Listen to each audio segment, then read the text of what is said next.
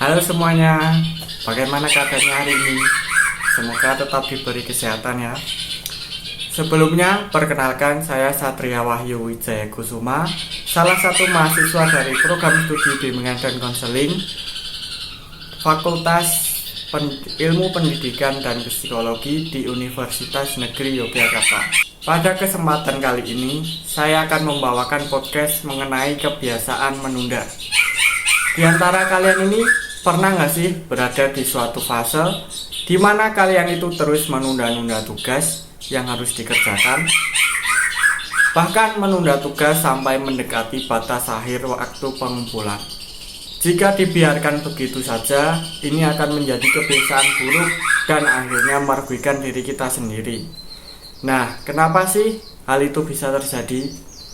Menurut penelitian Joseph Ferrari PhD, seorang profesor dari DePaul University Chicago, mengemukakan bahwa kecenderungan dalam menunda untuk melakukan sesuatu hal hingga mendekati batas waktu pengumpulan akhir dan membuat tidak nyaman itu disebut dengan prokrastinasi. Nah, untuk selanjutnya kita beralih ke penyebab sering menunda tugas.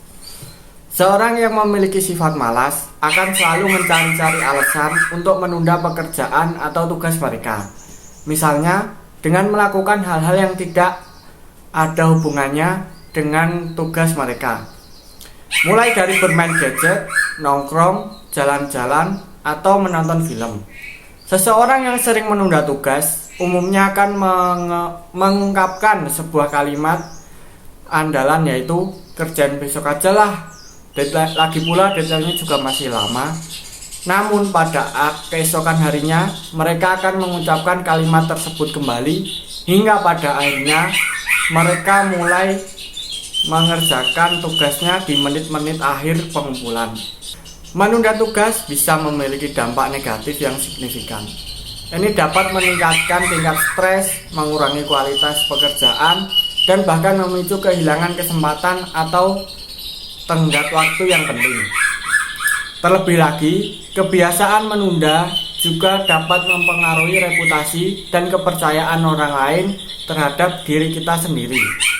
Nah, untuk menghadapi agar kita tidak menunda tugas, aku punya beberapa tips nih buat kalian. Kebetulan aku juga sering menggunakan cara ini ketika aku lagi sedang merasa malas dan terbukti efektif loh. Pertama, yaitu perlu kalian lakukan adalah kesadaran dan disiplin diri. Mulai dengan membuat jadwal yang realistis dan prioritas yang jelas untuk pekerjaan kalian. Contohnya, dengan memecah tugas besar menjadi bagian-bagian yang lebih kecil dan lebih gampang dikerjakan. Setelah kalian menyelesaikan tugas yang dirasa berat, berilah diri kalian self reward.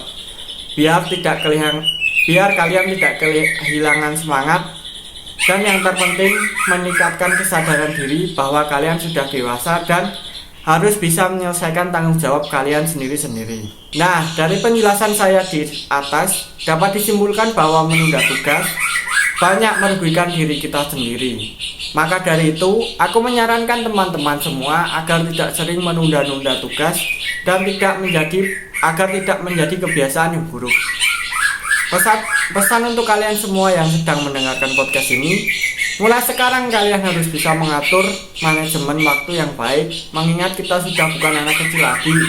Kita harus bisa bertanggung jawab pada diri kita sendiri dengan mengerjakan tugas yang diberikan oleh dosen tepat waktu. Sekian podcast dari saya, kurang lebihnya mohon dimaafkan. Sampai jumpa di podcast selanjutnya. Dadah.